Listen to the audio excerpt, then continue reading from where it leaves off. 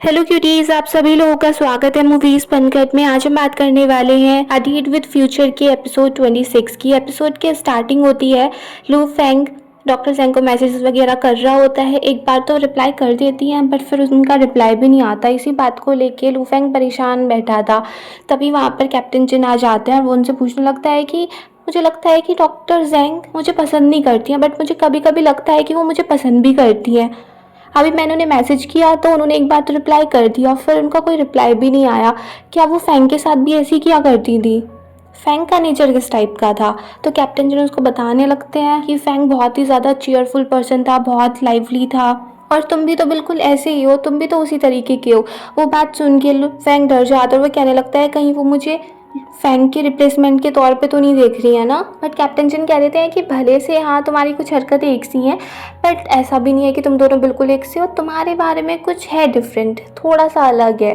Fang उस सन की तरह था जो डेली निकलता है, और तुम एक वो सन हो जब बारिश पड़ती है उसके बाद जो सूरज निकलता है ना, जो सब में ऐसी थोड़ी थोड़ी गर्माहट फैला देता है जिससे सबको अपनापन लगता है। तुम बिल्कुल उस तरह से हो।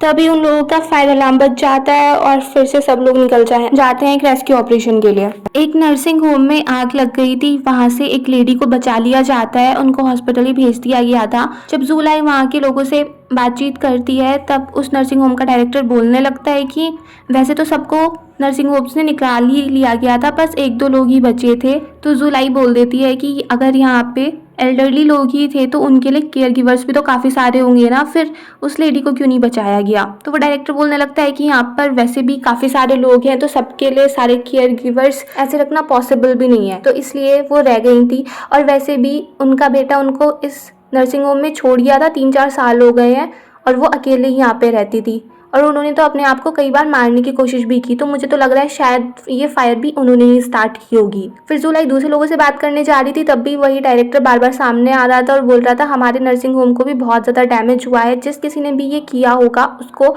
अकाउंटेबल ठहराया जाएगा। फिर दिखाते हैं जुलाई कैप्टन जिन से पूछती है कि फायर का क्या रीजन लग रहा है। तो कैप्टन जिन कह देते हैं कि अभी तो हम कुछ नहीं बता सकते हैं, सब कुछ एनालाइज किया जाएगा, फिर जाके पता चलेगा कि असली रीजन क्या था। तो जुलाई उनको बता देती है कि वो डायरेक्टर तो इस टाइप से बोल रहा है। तो कैप्टन जिन कह देते हैं कि मुझे नहीं लगता है कि उस लेडी ने फायर स्टार्ट की होगी, क्योंकि उसका ऐसे देख के लग नहीं रहा था कि वो मरना चाहती है। फिर कैप्टन जिन जुलाई से बोल देते हैं कि तुम जाके अपना काम कर लो और मैं तुम्हारा हमेशा सपोर्ट करूंगा। फिर दिखाते हैं वो दोनों एनालाइज करने लगते हैं कि क्या हुआ होगा। फोटोज को देख के वो हिसाब लगाते हैं कि यहाँ पर एक बड़े से रूम को कई सारे छोटे छोटे रूम्स में कन्वर्ट कर दिया गया और उसी सब का कुछ मामला लग रहा है। तो जुलाई बोलने लगती है कि इसका मतलब यहाँ पर इलीगल काम किया गया है। फिर दिखाते हैं जुलाई एक ओल्ड लेडी से मिलती है जो पहले उस नर्सिंग होम में रहा करती थी, और उनसे पूछती है कि आप तो उन लेडी को जानती होंगी ना, लेडी जेंग को, जो इस टाइम हॉस्पिटल में है। मैं उनकी हेल्प करना चाहती हूँ, आपको उस हॉस्पिटल में कैसा ट्रीटमेंट मिलता था? तो वो लेडी बोलने लगती है कि अब वो तो एक प्राइवेट नर्सिंग होम था तो वहाँ पे वो हम लोगों का ध्यान तो रखते नहीं थे। और फिर वो बता देती है कि ऐसा कुछ भी नहीं है, वो तो कभी भी सुसाइड नहीं करना चाहती थी, बल्कि वो तो हर रोज़ वेट करती थी कि उनका बेटा उनसे मिलने के लिए आएगा। तो वो डायरेक्टर जो भी बोल रहा है सब कुछ झूठ बोल रहा है। फिर जुलाई उस डायरेक्टर वैंग से मिलने के लिए भी जाती है कि तुमने अपनी सच्चाई छिपाने के लिए सारा इल्ज़ाम उन लेडी पे डाल दिया है ना, कि तुम कैसे वहाँ पर पेशेंट्स को मिसट्रीट करते थे, और साथ में तुमने नर्सिंग होम में इलीगल एक्सपेंडिंग की थी और ऐसे मटेरियल्स यूज़ किए जिससे आग आसानी से लग सकती थी, और कई सारे वायर्स ऐसे खुले भी छोड़ दिए जिस वजह से आग लगी है। बट डायरेक्टर कहने लगता है कि क्या फ़र्क पड़ता है, सच्चाई क्या थी, वैसे भी वो बूढ़ी और ज़्यादा दिन तो जीने नहीं वाली थी। फिर जुलाई कहने लगती है कि आप नर्सिंग होम के डायरेक्टर हो, आपका इस टाइप का इंटेंशन है अपने पेशेंट की तरफ। पर डायरेक्टर भी कह देता है कि वैसे भी हमारा प्राइवेट नर्सिंग होम है और उससे इतने सालों से मिलने कोई नहीं आया, और जो मैंने बता दिया वही सच है, और तुम इसमें अपनी और ज़्यादा टांग मत अड़ाओ। फिर दिखाते हैं डॉक्टर भी बता रही थी कि हम उस एल्डरली लेडी का ठीक से ट्रीटमेंट भी नहीं कर सकते हैं, क्योंकि कोई भी उनके मेडिकल एक्सपेंसेस देने के लिए तैयार है। नर्सिंग होम ने जिम्मेदारी लेने से मना कर दिया है, क्योंकि अभी तक ये पता नहीं चला है कि फायर किस वजह से लगी थी। तो इसीलिए जुलाई कैप्टन जिन से बोल रही थी कि मैं और ज़्यादा पता लगाती हूँ। कैप्टन जिन भी कह देते हैं कि जब फायर डिपार्टमेंट से रिपोर्ट आ जाएगी उससे सब कुछ क्लियर हो जाएगा। फिर दिखाते हैं जुलाई फिर से उस एल्डरली लेडी के पास जाती है और उनसे पूछने लगती है कि आपको तो पता होगा ना फायर कहाँ से स्टार्ट हुई थी।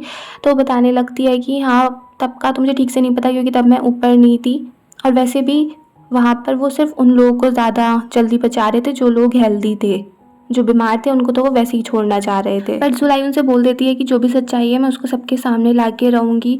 फिर उसने पूरी अपनी रिपोर्ट भी तैयार कर दी थी सबको लेके। टिंगवई भी उसको देख के कह रहा था कि रिपोर्ट तो बहुत अच्छी है, सबका सपोर्ट आपको ही मिलेगा। बट जुलाई बोल देती है कि अभी हम इसको पब्लिश नहीं कर सकते हैं क्योंकि ये सब तो सिर्फ मेरी इमेजिनेशन है, मेरी स्पेकुलेशंस है। अभी हमें फैक्ट्स भी लाने होंगे तब हम इसको पब्लिश करते हैं। तो मैं फिर से उस डायरेक्टर से मिलती हूँ और तब मुझे कुछ पता चलेगा तो उसके बाद ही हम इसको पब्लिश करेंगे। फिर जुलाई तो वहाँ से चली जाती है बट टिंगवई उसी को देखता रहता है। फिर दिखाते हैं अब इंटर्न्स का प्रमोशन होने वाला था, कौन कौन फुल एम्प्लॉयज़ बनने वाले हैं। तो जियांग टिंगवई से बोल देती है कि जो लिस्ट तैयार हुई है उसमें तुम्हारा नाम तो है नहीं। मुझे लगा था कि जुलाई ने तुम्हारी थोड़ी सी तरफदारी वगैरह की होगी तो तुम्हारा नाम भी शामिल होगा, मगर जुलाई ने तो ऐसा कुछ किया ही नहीं। अब देख लो तुम्हें किस साइड रहना है, तुम्हें एक अच्छा सा मेंटोर चूज़ करना पड़ेगा जो तुम्हारी साइड ले। और वैसे तो काफ़ी इंटेलिजेंट हो तो तुम समझ ही गए होगे तुम्हें क्या करना है। तो टिंगवई उस रिपोर्ट में कुछ चेंजेस कर देता है और ये डाल देता है कि डायरेक्टर ने बिल्कुल ही मना कर दिया है कि उस एल्डरली लेडी को बचाना नहीं है। फिर दिखाते हैं जुलाई डायरेक्टर से मिलती है और उनको बताने लगती है कि आपको कम से कम उन लेडी का बिल तो पे कर देना चाहिए।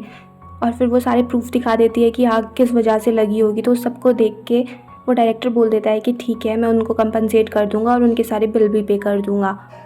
फिर दिखाता है इसी सब चीज़ को लेके जुलाई कैप्टन जिन को थैंक यू बोल रही होती है कि आपने मेरी इसमें बहुत ज़्यादा हेल्प की। और फिर कैप्टन जिन उसको रिपोर्ट का ही बता देते हैं कि जैसे हमने सोचा था वैसा ही निकला सब कुछ। फिर दिखाते हैं जुलाई जैसे ही अपने स्टेशन में पहुंचती है तभी वहाँ पर टीम लीडर आकर उसको डांटने लगते हैं कि तुमने ऐसी कैसे रिपोर्ट पब्लिश कर दी और वो भी सारे मीडिया चैनल्स को भेज दी। अब देखो कैसे कैसे कमेंट आ रहे हैं, तुमने पर्सनल इन्फॉर्मेशन भी रिलीज़ कर दी है। पर जुलाई कह रही थी कि मैंने तो ऐसा कुछ भी नहीं किया और ये तो कंटेंट भी थोड़ा सा चेंज हो गया है, ऐसा तो मैंने कुछ करा भी नहीं था। पर टीम लीडर उसी को डांटने लगते हैं कि अगर तुमने नहीं किया तो किसने किया, तुम्हारा ही IP एड्रेस है।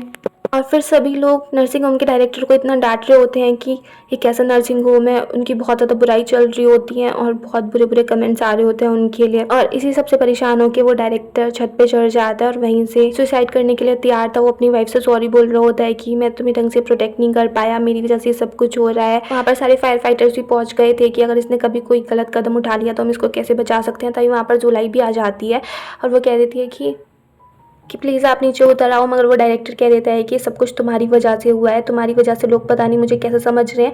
पहले से मैं उस फायर एक्सीडेंट की रिस्पॉन्सिबिलिटी नहीं लेना चाहता था, मगर इसका मतलब ये नहीं है कि मैं उस एल्डरली लेडी को मारना चाहता था और ये सब कुछ तुम्हारी वजह से हुआ है। जुलाई कह देती है कि मैं फिर से रिपोर्ट लिखूंगी, सब कुछ क्लियर कर दूंगी। पर डायरेक्टर बोल देता है कि अब कुछ क्लियर नहीं होगा, जब मेरा बच्चा पैदा होगा तो सब दुनिया वाले उस पर ऐसे ही इल्ज़ाम लगाएंगे, अब कुछ नहीं हो सकता है। और फिर वो तभी वहाँ से जंप कर देता है और उसकी वाइफ का भी लेबर पेन स्टार्ट हो जाता है। फिर दिखाते हैं जुलाई हॉस्पिटल में थी और उसको उसकी टीम लीडर ने बोल दिया था कि तुम्हारी वजह से इतना कुछ हो गया है, पूरी एक फैमिली बर्बाद हो गई है तुम्हारी रिपोर्ट के चक्कर में, तुमने गलत रिपोर्ट छाप दी थी। बट असल बात तो ये थी कि वो रिस्पॉन्सिबिलिटी लेने के लिए तैयार था और तुमने इतनी बड़ी गलती की है। सब लोग तुम पे उंगली उठा रहे हैं कि एक रिपोर्टर ने अटेंशन ग्रैब करने के लिए इतना कुछ कर दिया है तो तुम्हें कुछ दिनों की छुट्टी ले लेनी चाहिए। तभी वहाँ पर कैप्टन जिन आ जाते हैं जुलाई का सपोर्ट करने के लिए।